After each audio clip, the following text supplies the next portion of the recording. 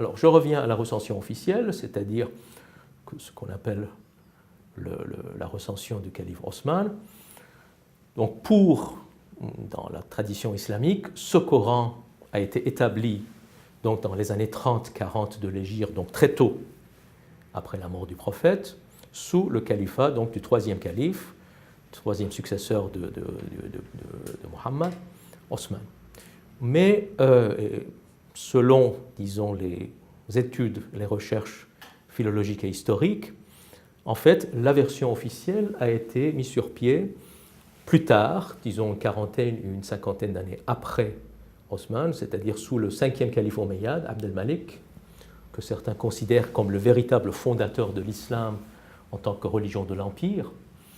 Et donc, parmi les données qui faisaient l'Empire, il y avait également des sources scripturaires. Et donc, c'est Abd al-Malik qui a mis sur pied ce Coran officiel, qu'il a, disons, rattaché au nom d'Osman, parce que Osman est en fait le premier calife omeyyade. Il ne s'appelle pas comme ça, mais il était de la famille omeyyade. Donc, certains voient là-dedans quelque chose de symbolique de la part de Abd al-Malik. Donc, c'est lui qui a mis sur pied cette version officielle et qui a ordonné la destruction des Corans parallèles. Donc, il n'a pas réussi à le faire. Bon, il y a eu des manuscrits qui ont été détruits, mais pas tous, puisqu'on sait que les Corans parallèles circulaient sur les terres d'islam jusqu'au IVe siècle.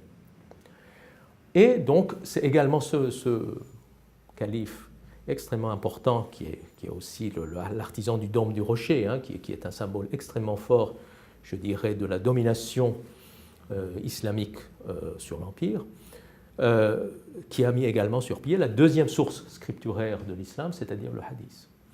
C'est lui qui a officialisé la langue arabe de l'administration, c'est lui donc, qui a mis sur pied les lois concernant les religions des peuples conquis, etc.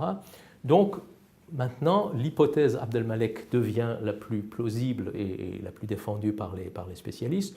Donc, ce Coran officiel a été déclaré le Coran de l'Empire, mais ça ne veut pas dire que les autres Corans ont disparu. D'autant plus que dans l'Empire, il y avait énormément de courants qui étaient hostiles aux Omeyyades, n'est-ce pas, et qui étaient également réprimés par les Omeyyades, et donc qui ont gardé leur propre recension coranique, en particulier les partisans de Ali, que l'on nommera plus tard les chiites.